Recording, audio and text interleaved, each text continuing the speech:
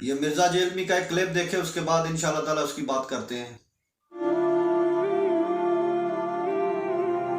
آج کی ڈیٹ میں بھی اگر کوئی کسی صحابی کو اپنے علم کی بنیاد پہ کافر بھی ڈکلیئر کر دے، وہ یہ سمجھے کہ میرے نزدیک وہ کافر تھا، تو اس سے یہ نہیں ہوگا کہ ہم اس کی تکفیر کریں گے۔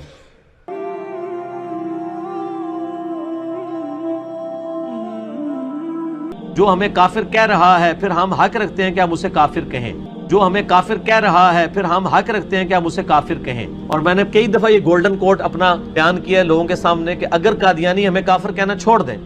تو ہم ان کو کافر نہیں کہیں گے۔ تو جیسا کہ اس نے ایک سٹیٹمنٹ دی ہے کہ اگر قادیانی ہمیں کافر کہنا چھوڑ دیں تو ہم انہیں کافر کہنا چھوڑ دیں گے، اس کی پہلی بات بھی آپ نے سن لی۔ تو یہ دوگلا بندہ جو ہے، اب یہ دیکھو دین کے بارے میں کتنی بڑی باتیں کرنی شروع کر دی اس نے، صرف اس وجہ سے کہ لوگ اس کو سن رہے ہیں اور لوگ اس کو بارے میں اس کی حقیقت نہیں جان رہے کہ یہ حقیقت میں کیا ہے۔ اس کی اگر اس سٹیٹمنٹ کا اگر آپ کو اندازہ ہو جائے کہ اس نے کس گہرائی سے بات کی ہے اور اس کے پیچھے کیا ہاتھ ہے اور اس کا مقصد کیا تھا یہ بات کرنے کا، تو آپ کبھی اس کے چہرہ دیکھنا بھی گوارا نہ کریں۔ مولانا نورانی صاحب، جب یہ بل پاس ہوا قادیانیوں کے خلاف، ان کو جب کافر ڈکلیئر کیا گیا، تو مولانا نورانی صاحب کے پاس قادیانی 1 کروڑ روپیہ لے کر گئے اس وقت، اور کہا کہ بس اتنی ترمیم کر دیجئے کہ جو لوگ قادیانی کو اپنا نبی مانتے ہیں وہ تو کافر ہیں ہی ہیں، ان کو تو آپ کافر ڈکلیئر کریں، اس میں ہم آپ سے نہیں کہیں گے، لیکن جو انہیں اپنا مصلح، اپنا مرشد یا اپنا خلیفہ کہتا ہے، آپ ان کے لیے تو تھوڑی سی ترمیم کر دیجئے نا، وہ تو مسلمان ہے نا۔ تو آپ نے فرمایا کہ آپ بہت دیر سے آئے، میرا فیصلہ بازار مصطفیٰ میں ہو چکا ہے، اور 1 کروڑ پہ آپ نے جناب ٹھوکر پہ رکھا اور آپ نے وہ بل پاس کیا اور ان کو کافر ڈکلیئر کیا، کیونکہ حضور علیہ السلام کے بارے میں انہوں نے اپنا نبی ایک بنایا۔ تو یہ آج بھونک رہا ہے ہمارے دین کو کھوکھلا کرنے کے لیے، اور یہ جو ہمارے ینگسٹر جو ہمارے جو ہیں جو دین کا فہم نہیں رکھتے، جن کو اتنی علم نہیں ہے، وہ اس کی باتوں کو سمجھنے کے بعد وہ ان کا تو برین واش ہو رہا ہے، وہ تو کہیں گے ہاں یار اس میں تو کوئی مسئلہ نہیں، ان کو حقیقت کا نہیں نا پتا کہ حقیقت کیا ہے، کہ اس کی حقیقت کیا ہے، اور قادیانیوں کو ہم کافر کیوں ڈکلیئر کیا گیا، اس کی حقیقت کیا ہے۔ پورا قرآن پاک آپ اٹھا کے دیکھ لیں، اللہ پاک نے جہاں پہ کافر ہیں ان کو کافر ہی کہا، جہاں پہ منافق ہیں انہیں منافق ہی کہا ہے، جو جھوٹے ہیں ان کو جھوٹا ہی کہا ہے، جو فاسق ہیں ان کو فاسق ہی کہا ہے۔ تو یہ تو جو کافر ہیں تو ہم ان کو کافر ہی کہیں گے، تو یہ کون سی نئی سٹیٹمنٹ لے کر آ گیا اپنی طرف سے؟ صرف اس کا مقصد اور ہے، اس کے پیچھے جو ہاتھ ہیں وہ اور ہیں، اس کی حقیقت کچھ اور ہے۔ جب اس کے چہرے سے ہم مکمل طور پر آپ کو پردہ اٹھا کے دیں گے، دکھائیں گے، تو یہ بالکل اور نکلے گا اس میں سے، یہ کوئی اور ہے بندہ، یہ دین کے لیے ہمارا رکھوالا نہیں آیا، یہ ہماری اصلاح کرنے کے لیے نہیں آیا۔ بھول جائیں اس بات کو، نکال دیں اپنے ذہنوں سے اس بات کو کہ یہ ہماری اصلاح کرنے کے لیے آیا ہے، یہ ہمارا خیر کا ہے، نہ، پیسے کا پجاری ہے اور اس کے پیچھے ہاتھ ہیں، اور یہ چال چل رہا ہے جو ہماری نئی ینگسٹر فصلیں ہیں نا ان کو تباہ و برباد کر رہا ہے۔ جیسے چوہا جو ہے نا وہ جہاں پہ بھی ہوتا ہے نا وہ وہاں اس کپڑے کو کترتا رہتا ہے، اسی طرح یہ ہماری حدود میں داخل ہونے کے بعد ہماری جڑوں کو کھوکھلا کر رہا ہے، ہمارے دین کو کھوکھلا کر رہا ہے، ہمارے دماغوں کو، ہمارے بچوں کے دماغوں کو برین واش کر رہا ہے۔ تو پلیز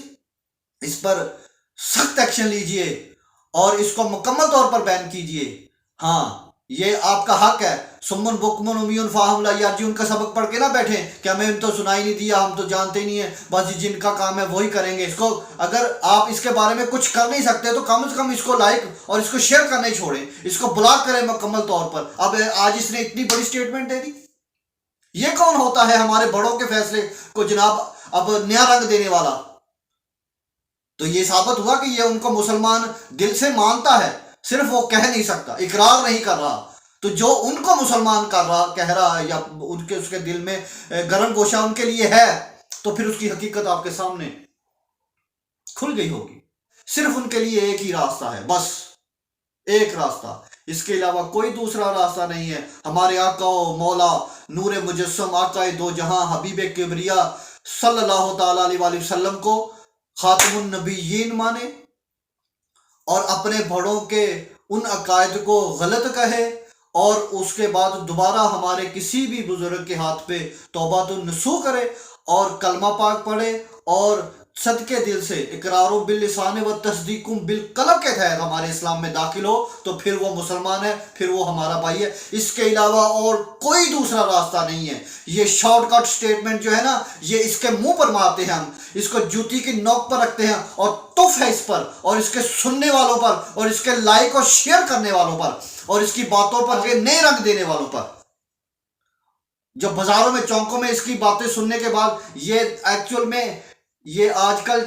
ٹرینڈ چل رہا ہے کہ دین کا ٹچ دیں ساتھ میں تاکہ پاپولیشن بھی ہو اور ساتھ میں جناب مزہ بھی آئے اور کام بھی نکلتا رہے۔ یہ وہ ٹچ لے کر آیا ہے، حقیقت اس کا کچھ اور مطلب ہے۔ ہمارے کبھی اصحابہ کے بارے میں بونک رہا ہے، کبھی کسی کے بارے میں حتیٰ کہ حضور علیہ الصلوۃ والسلام کی ذات کے بارے میں بھی اس نے ایسی باتیں کی ہیں جو گستاخی کی حدیں کو چھو رہی ہیں۔ لیکن ادھر کیسا گرم گوشہ رکھا ہوا ہے، ہاں اگر وہ ہم کافر، تیری کیا اوقات ہے؟ تو لعنت ہو تیری ایسی سوچ پر اور تیرے سننے والوں کی سوچ پر جو تجھے سننے کے بعد یہ سمجھتے ہیں کہ شاید یہ پتہ نہیں کہاں سے یہ دین اور علم پڑھ کے آیا ہے، یہ صرف وہاں پہ اس نے ٹچ رکھا ہوا ہے، صرف ان چیزوں کو پیش کرتا ہے اور وہ بھی اسی مناسبت سے پیش کرتا ہے کہ لوگ مجھے یہ نہ کہیں کہ یہ تو اپنی طرف سے بات کر رہا ہے، تو پھر ساتھ میں ہلکا ہلکا احادیثوں کا ٹچ دیتا ہے، کہیں پہ ساتھ قرآن پاک کا ٹچ دیتا ہے، لیکن اصل میں لوگوں کو گمراہ کر رہا ہے۔ کیونکہ جتنے آپ کے اس نے کلپس دیکھے ہوں گے اس میں جو بات ہو رہی ہوتی ہے اور اس پہ وہ مثال آ ہی نہیں سکتی، اس پہ وہ حدیث فٹ ہو ہی نہیں سکتی، جہاں پہ وہ الٹ پلٹ کرنے کے بعد ان کو سیٹ کرنے کے بعد لوگوں کو کہتا ہے یہ دیکھیں جی میں نے نہیں انجینئرنگ کر دی، یہ دیکھیں جی میں نے آج اس نے اپنا اصل چہرہ پھر ہمیں ثابت کر کے دکھا دیا، اپنے چہرے سے آج پھر نقاب اٹھا کے ہمیں دکھا دیا کہ مجھے دیکھو میں کتنا بڑا لعنتی اور بغیرت انسان ہوں، اس نے آج یہ ثابت کر کے دے دیا۔ اس کی کیا اوقات ہے کہ یہ سٹیٹمنٹ دے کہ اگر قادیانی کو جناب ہمیں کافر کہنا چھوڑ دے تو ہم انہیں کافر نہیں کہیں گے۔ اس کی بات کرنے کا مقصد یہ تھا کہ ہم تمہیں مسلمان سمجھ لیں گے، تو دوسرا لفظ تو یہی نا، تو ہم کیسے سمجھ لیں؟ ہم ایک ہی صورت ہے اس کی پاس کہ وہ اگر ہمارے دین میں شامل ہو، تیرے کہنے یا نہ کہنے پہ نہیں، تیرے کو اگر کوئی کافر کہتا ہے تو تیرا اور اس کا مسئلہ، یا تیری جماعت کو اگر کوئی کافر کہتا ہے تو تیری جماعت کا اور اس کی جماعت کا مسئلہ ہے، یہ دین کا مسئلہ نہیں ہے۔ دین ایسے نہیں، پورا قرآن پاک آپ اٹھا کے دیکھیں، کہیں پر یہ نہیں لکھا گیا جناب اگر ایسے کر لے تو پھر ایسے ہو جائے گا۔ یہاں پہ ایسے مذاکرات نہیں ہوتے، یہ دین ہے کا مسئلہ نہیں ہے۔ تیری کو رشتہ داری، تیری کو برادری کا مسئلہ ہوگا تو تیرا ذاتی ہوگا، تو خود ان کے پاس جا کے مل، ہم سے ایسی باتیں نہ کر، ہمیں ایسے نہ ورگلا، ان لوگوں کو ایسے نہ گمراہ کر۔ اور جو لوگ ان کی باتوں کو سننے کے بعد اور وہ اپنا ذرا میزان کریں گھر جا کر کہ ہم کہاں پہ جا رہے ہیں، کس کو ہم فالو کر رہے ہیں، یہ ہمیں کیا سکھا رہا ہے، یہ کہاں سے سٹیٹمنٹ اس نے دے دی؟